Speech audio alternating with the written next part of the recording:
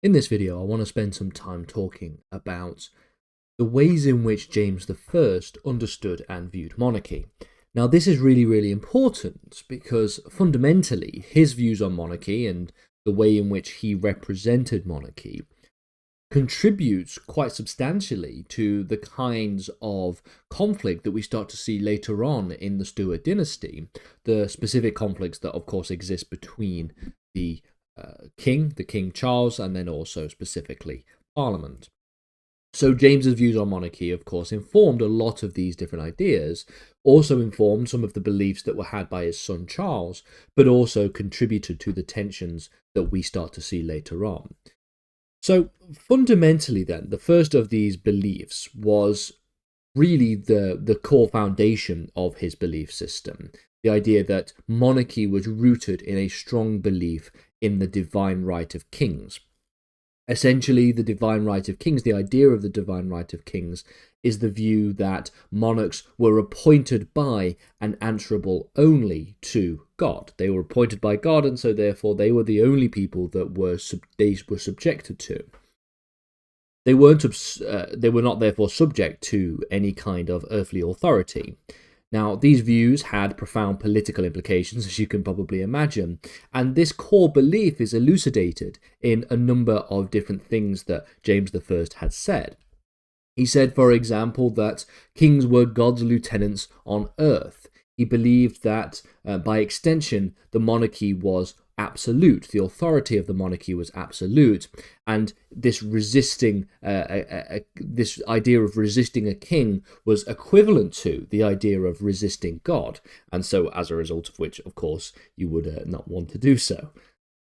Now, this is represented in a number of different ways specifically. You have, for example, the issuance of the True Law of Free Monarchies, which was written before James had been king in 1598, but nevertheless articulating his belief in the divine right.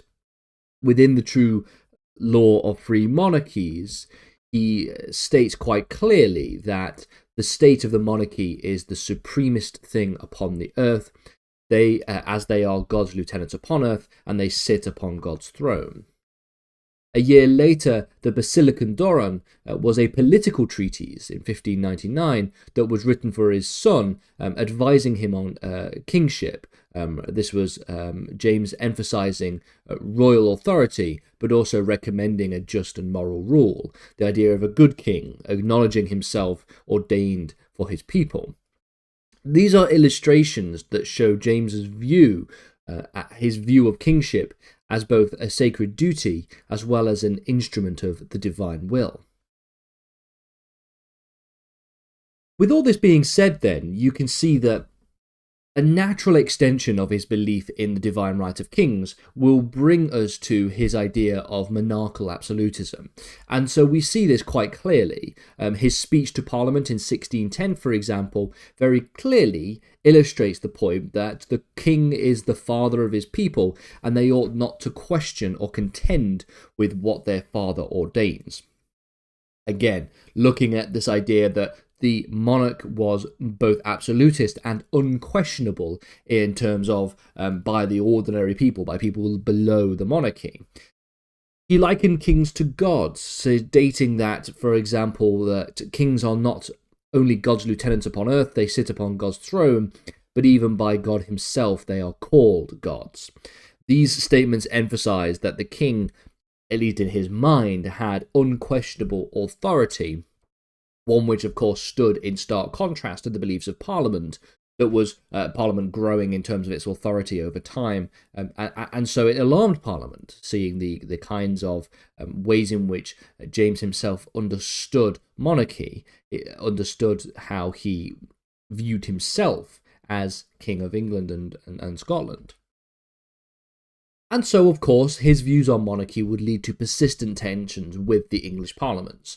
Now, we'll get into looking at some of James's parliaments in future videos, but essentially over three issues there were conflicts between James and Parliament. The first was over taxation, the second was over foreign policy, and the third was over the limits of the royal prerogative. We can see, for example, between 1604 and 1611, James's first parliament resisted his efforts to raise funds without parliamentary consent. The idea of taxing people without the consent of parliament was something that was beginning to increase hostility in England and Wales, in England and Scotland at the time. His attempts essentially to unify England and Scotland under one crown and legal system were also rebuffed. So there was sort of legal challenges to his reign as well during this time. In 1610, we get the Great Contract. This was a failed attempt to stabilise royal finances by offering James an annual grant from Parliament in return for him relinquishing certain feudal dues. So feudal dues, of course, concerned some of the final areas of finance that the king had access to without the consent of Parliament. Parliament suggested that if you relinquish some of these feudal dues, we will give you a grant. We will give you basically a wage for being king. James abandoned this agreement, unwilling to limit his prerogative powers in the process. And then, of course, in 1614, you have the Addled Parliament. It's called the Addled Parliament because it accomplished nothing. It did very, very little, and James dissolved it after just a few weeks as a result of disputes over royal finances and parliamentary privileges. James's belief then in the divine right of kings also influenced his approach to religion, as you can probably imagine. So his belief in the divine right of kings, of course, illustrates his view that kings were essentially gods on earth and therefore could do anything and were unquestioned, should be unquestioned in any matter by any earthly creature or any earthly being. This, of course, has religious implications. He is, of course, head of the Church of England as being King of England, and he saw himself as God's appointed religious leader in his realm. And there's evidence of this as well. We see, for example, in 1604, the calling of the Hampton Court Conference. This was a meeting with Puritans and bishops to address a number of different grievances within and against the Church of England. Now, James himself rejected the vast majority of the demands that had been made by the Puritans and reinforced episcopal authority. Famously, he warned that no bishop, no king, which meant that undermining bishops would undermine his own royal authority and tying religious hierarchy directly to the political order of the day. So we can clearly see that this is an influence on his religious interpretations as well. Of course, religion becomes a very important and very major issue, especially when we're thinking about Puritanism and Catholicism throughout the rest of the Stuart dynasty. You also see that in 1611 we get the authorising of the King James Bible, commissioned by James as a way to standardise religious practice and also to support royal authority. Now, the King James Bible is actually the Bible that most people would still read from to this day, and is still very, very influential.